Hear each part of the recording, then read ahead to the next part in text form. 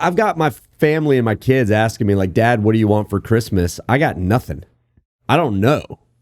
Wait, what you? do you want for Christmas? I have no idea what I want for Christmas. Like, I got my list of junk. My mom started to think, she's like, don't give me any more knick-knack paddywhacks. I don't need them. I've got enough. Are you a guy that's like, oh, here's the list? Absolutely not. Okay, yeah. No, I mean, when I was a kid, yes. But for sure. You grow up and then you start to think more about like the things that you want to give to make people happy. And then on top of that, like, if I want something, it's going to be way too expensive. Yeah. So, like, don't even go there. Yeah. Like, oh, yeah, I could use a new car or I could use this or that. Exactly. Like, no, I don't know. Yeah. Like, I draw a blank. If my parents ask me, like, what do you want? Can you pay a bill for me?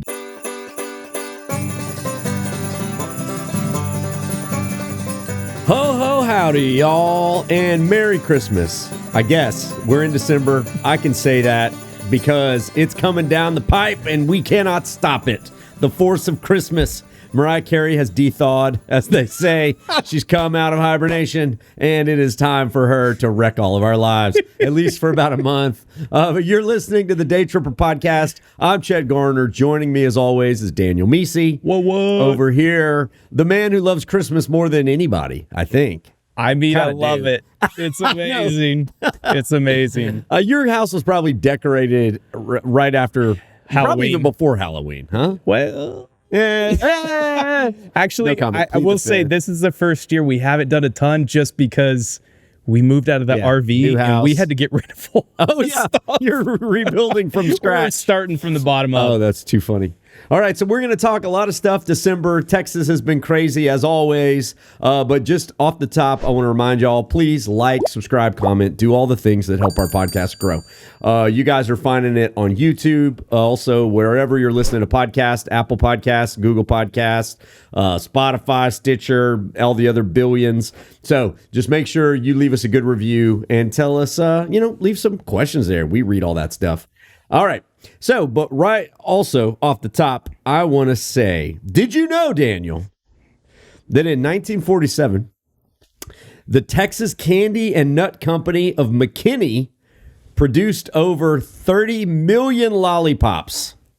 I wasn't around in 1947, so I didn't know that. You didn't know that? Wait, 30 million? 30 million lollipops. It made McKinney one of the sucker capitals of the world. Bunch of suckers. I know, right? Oh my gosh, that's insane. 30 million? In 1947? That's even You could crazier. give one lollipop to every Texan, and you still would have leftovers. It's surprising because, like, nowadays you feel like, yeah, sure, we have the technology, we could do stuff like that. Yeah, 30 million in 1947. Yeah, that's a lot. That's a lot. So I was trying to do some research on the Texas Candy and Nut Company of McKinney. Very little out there. They have disappeared. I don't know when they dissolved, what they became. Who knows? Maybe it became the Dum Dum Factory. Maybe. I don't know.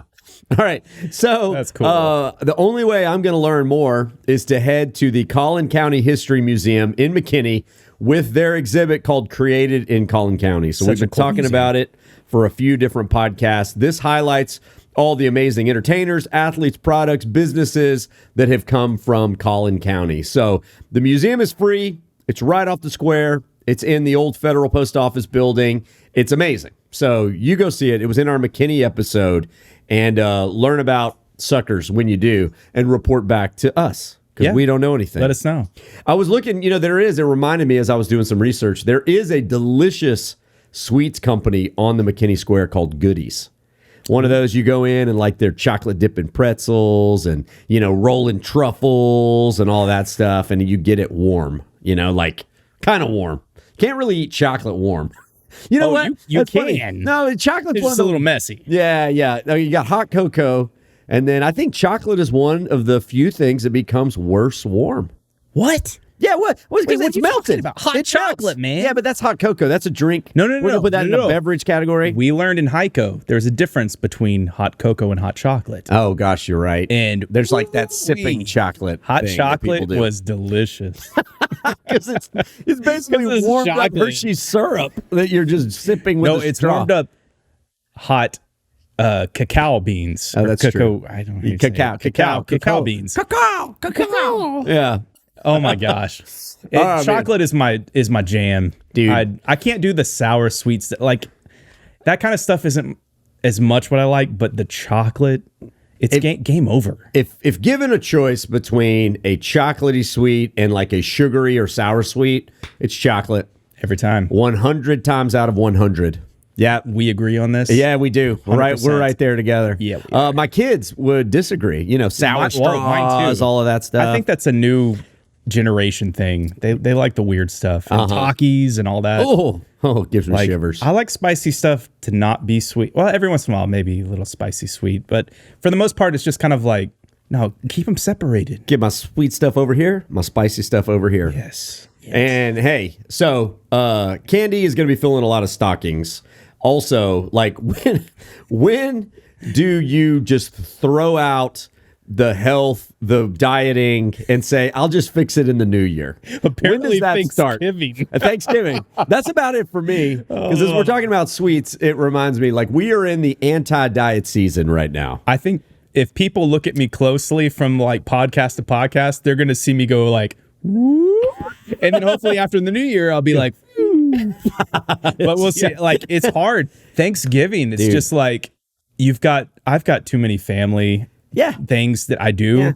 Yeah. You know, when you're married, and then also if you have a marriage with a spouse that has multiple families. Oh, yeah. You know, like it's more common. You might come from a divorced family and you've got multiple families to go to. So we've got lots of people to visit, and that's a lot of turkey and a lot of dessert. It just keeps packing it on, man. But hey, love it. So Laura is notorious. If she's got to bake anything for anybody, she's just going to double the recipe, maybe triple the recipe. And so she may need to bring one pie to something, but she's never going to make one pie. No. She's like, if I'm making it, I might as well make 4 pies or 5 pies. Well, what are those for? They're for my fatness to eat at home. I mean, like, for real. I was thinking about this, like, you know, you try to be good, and then at some point, about now, the whole thing falls off the rails, and you say, I'll just fix it in the new year. You kind of, you know what, though? It's like you don't have to go crazy overboard, but it doesn't matter. Like, you still have to eat things that you don't normally eat. Yeah, that's true. You're going to be eating turkey and desserts and pies, like all kinds of random stuff, and it's like, that's just not my normal day-to-day routine. Sure. Yeah. So even if I don't eat a ton of it, I don't eat that normally. Dude, I'm gonna gain weight. It's gonna happen. It's gonna happen. We're getting our hibernating body. And I just love wintertime. You get to wear bigger clothes. It's bulking season, right? Cutting season. I'm like will a be bear. later. I gotta hibernate. Dude, so Thanksgiving game changer for my family. My brother and my dad, instead of doing a turkey, did a prime rib. No, you did not. I don't think we can ever go back. What? Like, they did this big fat prime rib, and I was so worried that one of my cousins was going to step up and like mess up cutting it. So I was like, all right, no.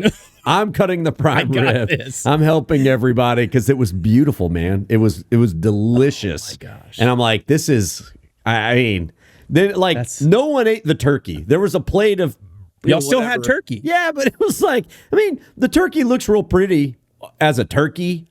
But like once you kind of destroy it to where you can eat it, it just looks like a plate of cold cuts, man. But if I had the choice of turkey or prime rib, I'm going prime rib. Yeah, every day. Every day. Any day. So that was a pretty epic Thanksgiving little flex there. But I'm thinking we're gonna have to do it again. I just showed up Thanksgiving. My dad was like, yeah, we cooked a prime rib. Like, what?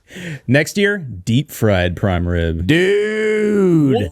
Now you're talking, Daniel. Heck yeah. Now you're talking. And we'll just deal with the extra pounds in the new year. And just kick that can down the road. I mean, we'll deal with it later. Thanksgiving is about being thankful for all the things in your life. Exactly. Including food. Yes. And one of those things is doing stuff you don't normally do. That's like right. Deep frying a turkey or maybe a prime rib. And I mean, and is your grandma really going to think you're thankful for her when you don't eat her pie? No. She's going to get offended. Absolutely. And that is wrong if you're offending grandma. You don't eat offend the grandma. pie. Eat the it's pie. It's how we show love for one another. All right. Okay. So anyway, I hope everybody has a very blessed holiday season. Christmas coming up. It is going to be a bit of a bulking season for us. I've got my family and my kids asking me like, Dad, what do you want for Christmas? I got nothing. I don't know. Wait, Are what, you? what do I don't you want for Christmas? I have no idea what I want for Christmas. Like I got my list of junk. My mom started a thing. She's like, "Don't give me any more knick-knack paddywhacks. I don't need them. I've got enough." Are you a guy that's like, "Oh, here's the list"? Absolutely not. Okay, yeah. No, I mean, when I was a kid, yes, but for sure. you grow up and then you start to think more about like the things that you want to give to make people happy, and then on top of that, like, if I want something, it's going to be way too expensive. Yeah. So like, don't even go there. Yeah. Like, oh yeah, I could use a new car, or I could use this or that. Exactly. Like, no, I don't know. Yeah. Like, I draw a blank. If my parents ask me like, what do you want? Can you pay a bill for me? Yeah. Like, I'm gonna get my electric bill. Oh, wow. And that's the last thing anybody wants to do. Nobody wants to do like anything. Like if I maybe for my birthday I might get a card for my parents with some money. They're like, and you have to use it to spoil yourself. To spoil yourself. I'm like, what does that mean? Can that be like paying a bill? Like, no. I'm gonna spoil myself with some internet this month. Oh yeah. Oh man. Oh, that's hard. It's true. It's hard. I like as they were pressing, and I'm thinking like, okay, I love cooking at home. I just love it. Fire up the grill, the smoker, whatever. A thing, and again, it's a little pricey, but I want a flat top, like a Blackstone. That's what I'm asking for. But maybe my wife's got to call the mom and combine the gifts, or birthday and everybody Christmas comes in together or whatever. But that's a good one. That's a good one. You ever cooked on a Blackstone? You have a Blackstone? I don't have one, but honestly, that's something I've thought about, because I get like a griddle, and I'll do something like that, and then I'm like, I'll always go back to that thought of like I should have a Blackstone. Would be good. I should be cooking this outside. Laura's like, if we get that though, you have to do hibachi night. I'm like, deal. Egg roll, the onion train. You got to do all the things. Heartbeat. But yeah, exactly. Watch. Do you want low sodium or high sodium? Yeah, exactly. All right, we're gonna have to add an extra soy sauce budget because man, they empty that thing. They go to town. Yeah. And then every dish starts off with like 3 sticks of butter. I mean, that's why those things are so good. You make normal guy hibachi, it's gonna be like, this doesn't taste right. Yeah. Hey, but you got to think too, like Blackstone would make a great burger. Yeah. Because once you start to get that, like, oh yeah, the griddle grease, you get that spices and everything going on. You keep it there. You don't scrape it off, right? Yes. Like even if you scrape it off, it's not going away. So after a couple of years, your burgers are going to be known around. Hey, this dovetails perfectly into the next segment of the podcast. We always do. Sure it does. What you been up to? We just had what is maybe the OG smash burger in Texas, in a little town called Borger, and it was legit. It was a little oniony. A little bit oniony. In a way that I liked it. All right, so we went to this place. So anyway, what have we been up to? We just got back from a very long shoot. We did 2 episodes in the tip top of the Panhandle called a place called Canadian, Texas, which I've been telling everybody, like, this is the problem. Hey, where are you going? Oh, we're going to Canadian. And they go, huh? You're going to Canada? Canada? Why would you do that? Feels like it. You drive far enough north. It does feel like it. Oh, man. Canadian, Texas, and then we did an episode in Borger, Texas. And in the town of Borger, there is an institution in the historic district called Onions. And they make a smash burger with grilled onions cooked into the beef as they smash it on the griddle. And the lady was so funny. She's like, I think people call it a smash burger now or something. We're like, yeah, that's like all the internet cares about now is like smash burgers. And the whole world has gone crazy for smash burgers. Then she's like, okay, whatever. Doesn't matter here in Borger. We're just making the same burgers we've made for the past, 30 years? Yeah. Yeah, something like that, 30, 40 years. And it was awesome. Okay, I got to ask, are you a big onion person whenever it's just like sliced onion on a burger? Okay. So if you just fresh onion. If you just order a Whataburger, it comes with onions. Yes. Chopped onions, not the biggest fan. See, okay, I'm the same way. I feel like they have a weird spice to it that I'm not wild about. Yeah. They're spicy. They're peppery. But hold on.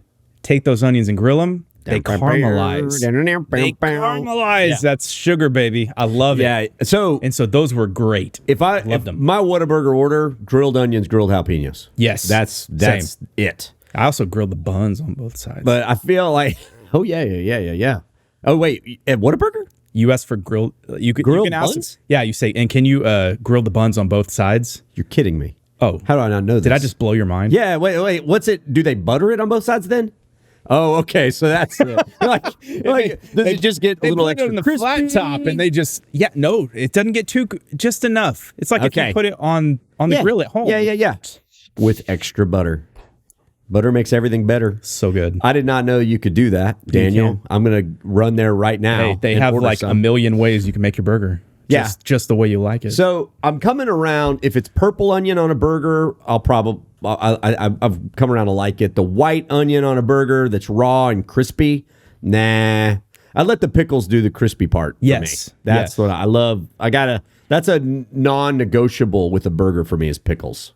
okay. Pretty much non-negotiable. It's the only way I can eat a pickle is on a burger. on a burger. Other Oh, than yeah, that, you hate I am out. Captain No Pickles. If it's on a burger, I can kind of hide it in the burger. Yeah. But This place, Onions, also had the world's largest green onion attached to their roof. It was full of all kinds of random stuff. The trip was pretty random. I think the most fun thing we did, and this goes down in Daytripper history, we went out to a ranch that's 26,000 acres. And so this guy, the only way he can get around his ranch is by helicopter. And well, he learned that there were Navy SEALs training next door for long-range rifle, like sniping. Sniper. from a helicopter.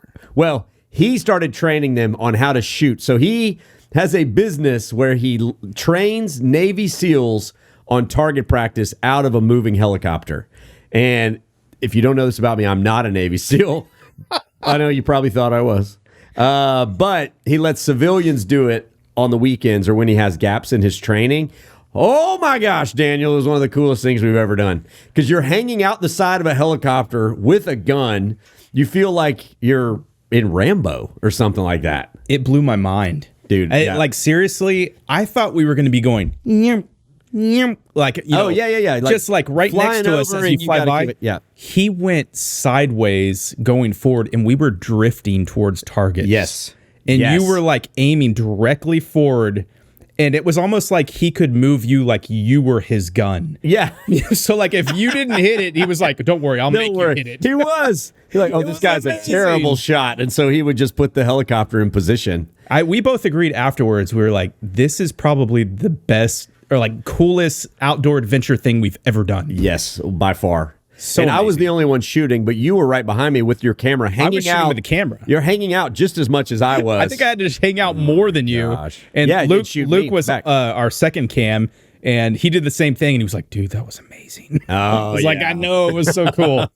Yeah, It was really neat. that was rad. So the Canadian episode's going to be good. There's some art, some good food. It's a fun little town. It was great. Borger's going to be fun too. It had the burgers, and then Alabate's Flint Quarry is one of the national monuments, and Lake Meredith, which is a part of the national park system. All there. People don't know about it. It's going to be cool. Great episodes. Yeah, they're going to be fun. They're going to be fun. There's a lot of time on the road. Borger was cool. Which episode do you think is going to turn out better, Canadian or Borger? I mean, I think Canadian probably has just more going on, but I gotta say, something happened outside of Borger. It wasn't in Borger, but I mean, we were driving through all these little towns. These towns are remote, so you Some kind of of have to them are out combine. there. You got to combine some other nearby cities that are sort of right there. Yeah, but there was something that happened that kind of You can shocked tell me. people. It was the first for me. It was a first for me. Like I've seen a lot of crazy stuff when we're on the road, but Yeah. I don't know if I've seen a girlfriend shoot a boyfriend in the leg. To be fair, we didn't see the actual shot. shooting. No, but we did see like 5 or 6 cops pulling somebody over after a very long car chase. Yes. And a guy gets out. He has a gun wound in his leg, and they're putting a tourniquet on him. Yes. And we're like, what the heck is going on? All the traffic is shut down. And we were the first people like in line seeing this. And I've got phone footage of the whole thing because what am I? I'm a camera guy. I'm going to have to shoot something. He pulled I'm out. singing He Bad became Boys in the newsworthy. background because I'm just like, this is cool. The crazy part, so we're coming in the opposite direction FYI, of everybody's traffic. okay in this. I mean, obviously he got shot, but he's fine. He'll be all right. He'll pull through. He had probably got what he kidnapped her. deserved. He got what he deserved, I'm He's sure. got a long time in in the Borger prison system. But we were coming opposite direction of traffic. Yeah. And so no one was stopping us. We just stopped because on the other side of the road coming toward us were 6 cop cars. Yeah. Then 10 police officers, guns drawn, walking That's what got our me. direction. You see a lot of police cars and you're like, somebody did something dumb. And then all of a sudden Yeah. you see everybody with guns drawn. You're like, Drawn. okay, everybody Not pointed stop at what us, you're but pointed doing. in our direction because we were Yes. coming in the opposite lane of traffic. Everybody stop traffic at that point. We just stopped. We're like, I don't know what's going on. We probably Okay. should have hit the floorboards because if something had started, we would have been smoked. Wow. I mean, we were right there. Well, it turned out, like I said, everything ended up being okay. But yeah, this girl did not want to go against her will. And he wanted to run from the police. I think he had a warrant for his arrest. And he's like, I'm not stopping. She's like, heck yeah, you It was are. probably a good 20-mile chase. She found a gun in the Glove it's box or probably his something? gun, I think it was. And she pulled it out and shot him in the leg so he'd pull over. And so game over. Game over. Yeah. Game over. Welcome to Texas, man. Yeah, oh gosh, that was kind of crazy. It was a wild shoot. It was that probably funny. goes down as one of the craziest things we've seen on the road. We've seen a lot, but that was up there. Yeah. All right, guys. So let's jump ahead. Next section. Texas is always up to crazy things as well.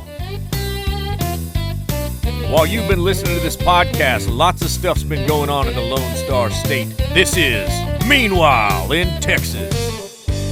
Daniel, meanwhile in Texas, what'd you find? Okay, so we went to a trip in Glen Rose quite a while back, and I don't know if you remember, there's a cool place you get to drive through, see lots of animals. Fossil Rim. Yep. So I've always had this thought in the back of my head, like, there's some big animals out here. Could they mess up your car? Oh gosh, they could trash it if they decided to. Well, apparently a giraffe recently in Glen Rose at Fossil Rim decided, I'm going to stick my head through this sunroof. It goes down, and the next thing you know, it loses its balance, falls on the car. Oh no! And completely crushes it. It totals the car. Everybody's fine, but they were looking at it like, what just happened? Giraffe gets up and runs off. Okay. It has to get Did his towed head away. get twisted or something? No, giraffes are huge, man. And we know this. We saw them up close in McGregor. They are enormous. We've seen them a few times, but they seem tall and skinny, but if you were to cut their legs off and put them on the ground, it would be like a VW bug-sized animal. Their body alone is the size of almost a small car, for sure. Yeah. So- They're just tall, so you kind of lose perspective. But their these necks, animals, I don't even know if I could fit my arms around their necks. They're that big. You probably couldn't. Yeah. They're so much bigger. You start to lose perspective because you can't get up that close to one. Exactly. And I feel like I was a little close to one in McGregor. I had one chasing me around a bush. I don't know if you remember that. Gosh. He thought he was coming for you. He thought you had food or something. They always, when you go to those kind of places, they're like, they know the drill. It's like, you got food, I want it. I want that food. And so they always tell you, don't get out of the car. Well, they might let the camera guys have a little bit more freedom. They're just like, be careful. And so I'm like, okay, I'll be careful. And I want to see you in the car as you're driving. But I get out, and the next thing I know, he's like, well, there's a car and there's a dude. I'm going to go with the dude. I'm going to go with the dude. I'm like, oh, don't go with the dude. You did. He kept kind of trotting, and you... I was playing hide and seek around a bush. That was too awesome. And John Mark was there. Y'all were we were both doing it. Yeah, Greg. John Mark was doing it too. I was just like, are you kidding me right now? That's too funny. So all that to say, there's a reason why they say, hey, if you come in here, it's at your own discretion. Dude, so a giraffe, how much did it weigh? 1,000 pounds? 2,000 pounds? I bet you it's more than that. It fell on this car and just totaled the car. Wow. Car's done, man. They had to tow the thing away. Okay, of course, this isn't normal. That doesn't normally happen. Totally safe to go to Fossil Rim. But I would recommend you go to Fossil Rim. It's kind of like yelling timber. The giraffe's got to fall kind of in slow motion. Here it comes. Just run away.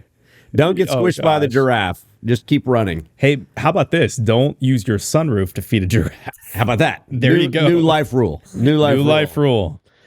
All right. What'd you find? I think a restaurant in Colleyville, Texas has created what is officially the craziest beverage on earth. It is a drink. Calling it a drink doesn't quite do it justice, but it was inspired by the State Fair of Texas. All right. So it's got to have a lot of cool stuff. This restaurant is called Chef's Point. This started as an April Fool's joke, and then they decided, hey, let's just run with it.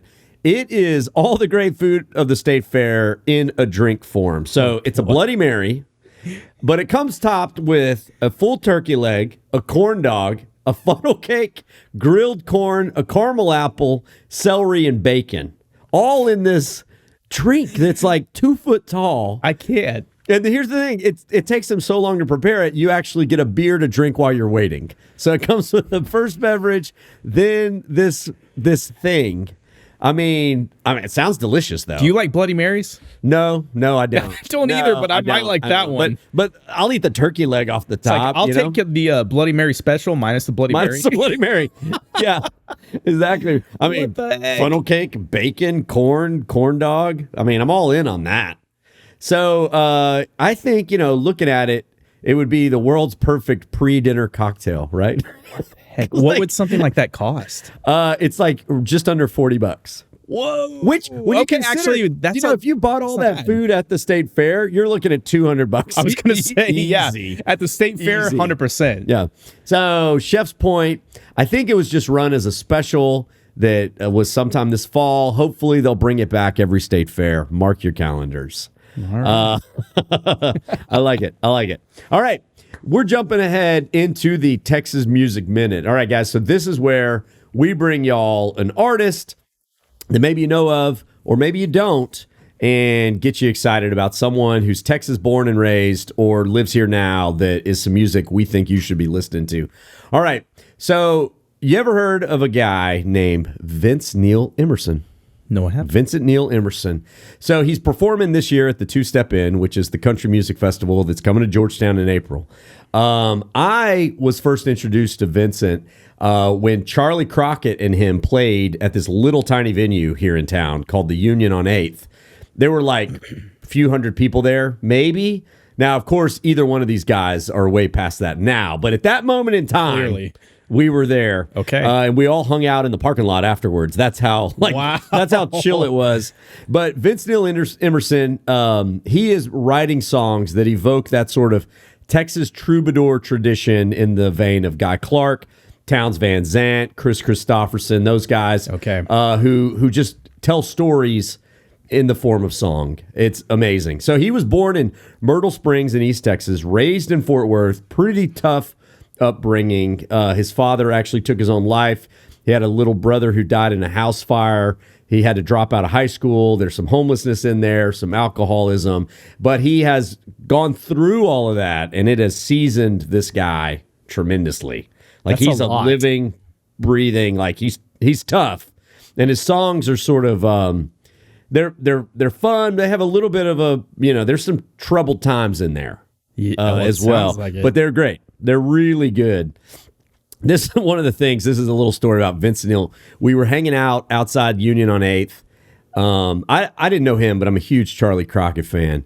And I don't know why we got in this discussion. I think we got in this discussion of, do you carry a pocket knife?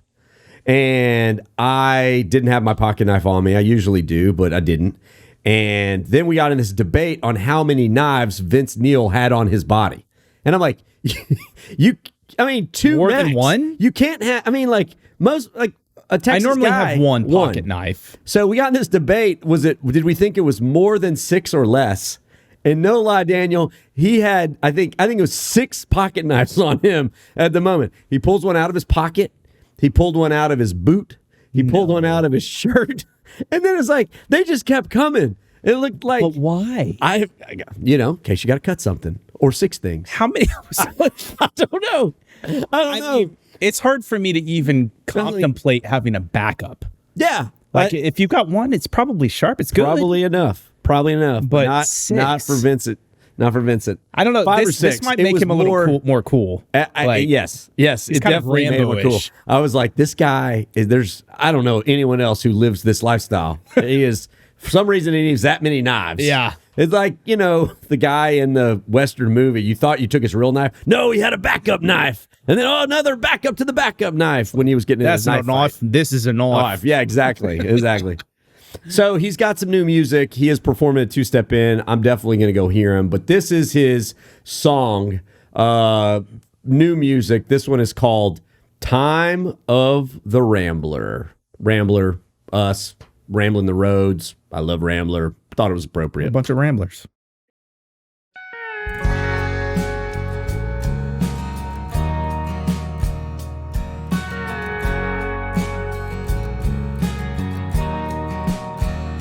Well, I've been down, living on the street.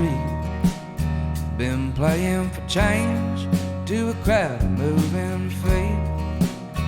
Well, they call me high, but I never felt so low. And in this world, I got nowhere to go. Whatever happened to the time of Rambler? Living in the big rock candy mountain days. Well, it seems to be there ain't nothing left for the gambler, but the game won't ever change.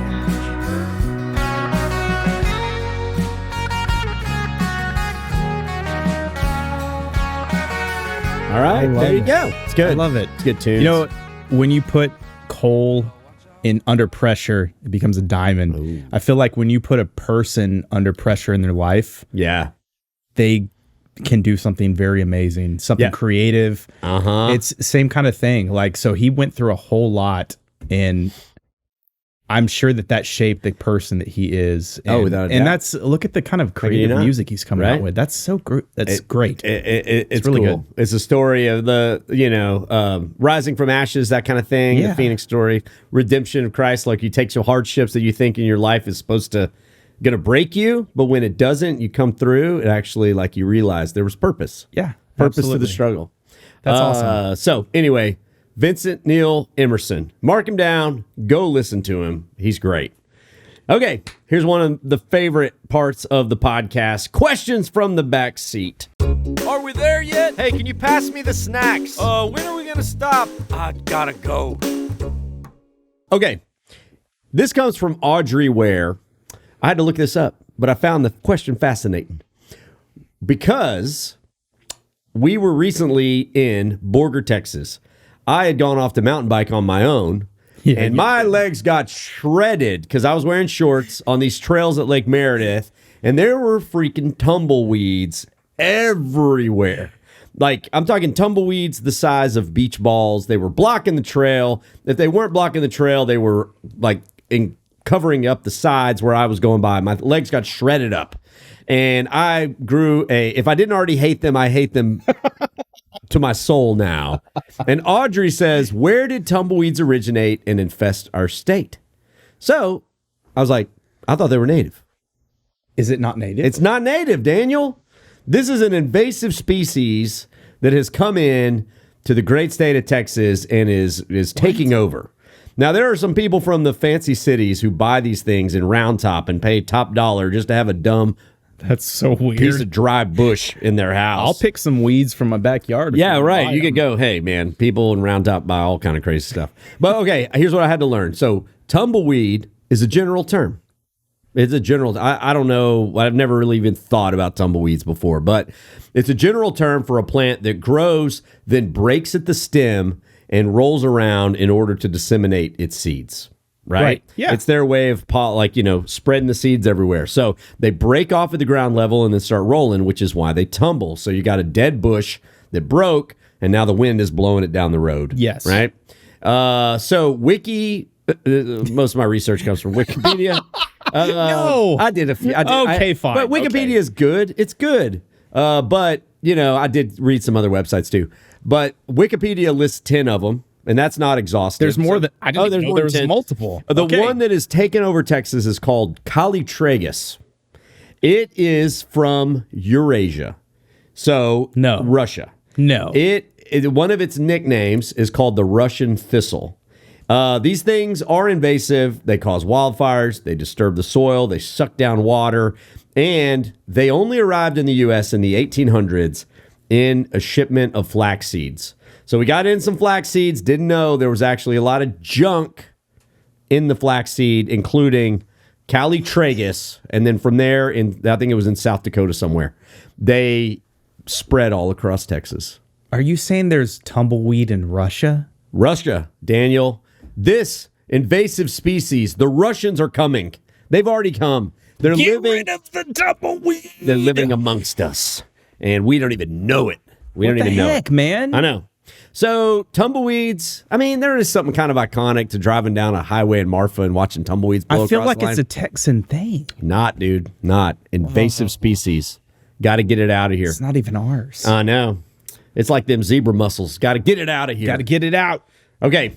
All right. Here's the next question. Chet, I love your show. I never miss an episode, but I got to ask, who do you root for, Texas or Baylor? You better stink and tell the truth. No fence riding. All right, Eric.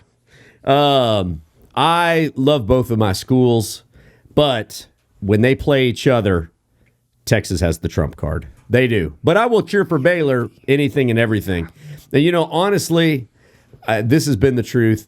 Like, when Texas season has been in the toilet, it is not in the toilet now. We're about to play for a Big 12 championship. Can we just pause for a second? Because I got to say something. Hit me.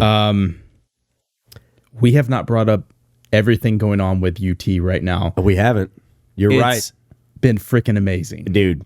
Yes. Okay, so The obviously season has been an excellent one. we're filming this just right before the Big 12 conference. It'll release right before the Big 12 Conference Championship. Yeah, championship. But my gosh, I'm so excited. You're I'm actually going. going. I'm Daniel's going. It's been on a bucket list from Jordan and I to actually go to a big game like this. That's awesome, dude. And so You're we're gonna love really it. excited. We've got nosebleed seats because they're It's so kinda how it expensive. goes, yeah. But hey, Yeah. well, I'm not gonna. I mean, just going is awesome. You don't have to sit in the front seats. But my gosh, we're excited. We went to the one in 2018 when we lost to OU. See, we're not going to lose There's this time. nothing there. It's amazing to go, but it sucks even worse when you get beat there. It Well, is like I wouldn't know what that feels like because this time we're winning. there you go. I like that. I like the thought. And it's double terrible when we lose to OU. Well, we won't know Oklahoma that either State, we won't because know that OU's either. not going to be in it. That's right. That's right. Oklahoma State. You know what though? I really wanted it to be OU. I know. We don't have to because I get too wanted far a little into bit it. of revenge. We did need for that. We needed but- redemption to beat the only team. We have one loss this year. The only team that beat us was OU. and it was a fluke. It was a fluke. It was terrible. So okay, yeah, Terrible. we don't have to dwell on this, but I just wanted to say yes. So Texas this year is doing great. This year it's been Texas all the way. Poor Baylor has been. This has not been the season. You know for what? Baylor. If Baylor Tough was doing season. great, I would be singing praises for Baylor because it's a Texas team. Yeah. Anytime a Texas team is doing great, we want to sing their praises. we cheer for them. UT at the top Big- for me personally. big year. But yes, UT is doing great. We're very excited. I didn't think we would even have playoff conversations. Dude, I So know. the fact that we're even talking playoff conversations, Ew. it's amazing. Yeah. But It's been big. I digress. It's Please been big. continue. No. It's been fantastic. So, well, I already said it. Like, Texas is the trump card. I love Texas. That's my undergraduate degree, right? I did go to Baylor Law. I love Baylor. And there have been some years when Texas's season has been in the toilet and Baylor's has been like, hey, we're going to maybe win the Big 12. And there was a year that Baylor should have gone to the playoff, but they didn't let him in. absolutely. They didn't let him in. So those years I've been cheering for Baylor. But as a general rule, it's Texas all the way. Hook 'em. Boys, bring back the Big 12 championship. Let's leave them with a big thank you and goodbye as we head to the SEC, which I'm not excited about, by the way. That's a whole nother podcast. All right. So here we go. Jamie Teal, why haven't you tripped to Menard yet? We've actually talked about it. Jenny, you're one of the few people who knows where Menard is because most people have no idea. And I'm glad you do because Menard is going to make a great episode. We actually put it on, I think, our season 14 It was playoff. Yeah, It was in the absolutely. It was in the It was playoff on the list. but no one knows where Menard is, so no one voted for him. You can't see it in the podcast, but I have a poster over here, and it actually has a sticky note for Menard. It really on does. On It it. really So does. we're going to try to trip there. Menard's cool. It's They going to have a- happen at some point. Yeah, it's going to happen at some point. But here's the main point I wanted this question. Menard's going to be fun. We are in the process of picking episodes for the next season. So what I want from y'all is where do you think we should go? Where do you think we should go? Now, we're not going to film anything until like April, May, but we got to start planning them now. And I want you to write in contact@thedaytripper.com or podcast@thedaytripper.com. Write on in, leave a comment on this podcast. Let us know where you think we should go. There's a lot of people who always say things that we've already been. So you might want to check the website, because if you're like, you should go to Abilene, we would say, instant winner. We did. It's on the website. Go. I mean, there are some big cities that we could go back to. Oh, though. totally. And honestly, we could make a new episode about Abilene. Almost like every episode. There is, yeah. I've had a lot of people tell me Hutto. Oh, Like, we Hutto's need to go close. to Hutto. Hutto's close. You lived in Hutto for a while. I did. Go I feel Hippos. like they're still building it out though. But Yeah, But it's you know not what? quite I've there. had so many people say you gotta go to Hutto. Yeah. You know, there's some fun stuff out there. The Seal Store, Texan Cafe. Seal Seal's- barbecue. It's a little further out. Yeah, but it's not quite Hutto. But then we need an outdoorsy thing to do there. They're kind we of lacking do. in that area. Y'all got to think about that though. There's got to be something that we do that's food related, history, culture related, and Outdoors. outdoors. Yeah, for sure. So that's what we need in Hutto, and I'm not quite sure what that is. All right. Okay, now let's move on into fan rants and musings. Hey, Daytripper, I got a bone to pick with you. Oh my goodness, it's the Daytripper. We love your show. Okay, we got a couple good ones and one that this guy's mad. So this is so cool. We got this note from a guy named Aaron. He says this: I'm a Texan who works in the Middle East. I love watching your episodes because it gives me a feel and a taste of home. I don't know if you take ideas, but I recommend the Camp Verde General Store. Cool history, but I love your show. I look forward to future episodes and a place where I can go when I return back to Texas. So, like, we got people in the Middle East who are watching the Daytripper. Isn't that cool? I love that. Yeah, he's Wait, over but there. Where's Camp Verde? Oh, see, Camp Verde. It is outside of Comfort That area. means Camp Green. Camp Verde. This is cool. Yeah, that's true. Very good. Verde. I'm proud of you, Daniel. Thank you. Camp practicing Verde on Spanish. is so this is cool. One of the main things there is the U.S. military decided after the Civil War, maybe right before the Civil War, we needed better pack animals for Texas. It's hot. It's dry. What has been a pack animal that's worked for thousands of years in Africa? A camel. Camels. Exactly. Yes. So Camp Verde was the base for the U.S. camel operation. They brought in all of these remember this camels. actually now. Yeah, they brought in all these camels to pack their stuff around. Now, I think it was the Civil War. The camel program fell apart. Yeah. And so they just let all the camels go. And we could have wild camels now everywhere, but we don't. But evidently for decades, people would see wild camels roaming the Texas Hill Country. That's amazing. And it was all from this. So you can go to Camp Verde, the general store's there. You can learn about the history. They have some camels there that you can ride around. So anyway, we're going to do that. I'm all about that. But what I love is Middle East. That is so cool. All right, here's a guy, I don't know where, a girl actually, where she's from, but she was not too happy about something. Uh-oh. I love the show. I love you guys, but there is no way on God's green earth you can dress up and make Buena Vista, Colorado, part of Texas. Just admit it, Chet. You made a travel log about Colorado. It's not a day trip in Texas. It doesn't matter what part of the country was part of Texas 150 years ago. If the logic holds, are you going to day trip New Mexico too? Yeah. Actually, yeah. That'd be great. So 2 points. Oh, wait, is there more? Yes, I'm glad you had fun. It's beautiful country, but that ain't Texas. I've got 2 things to say to that. Hit me. First of all, you're wrong.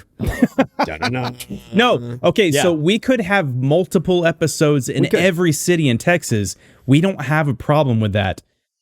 She didn't watch the episode. Why? Because at the end of the episode was something very special that she apparently didn't watch and see. Because we we actually passed the torch. It was subtle.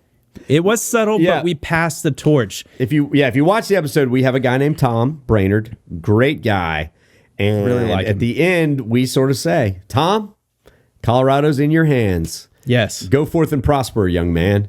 And so he's going to start making Day Tripper Colorados. Yeah.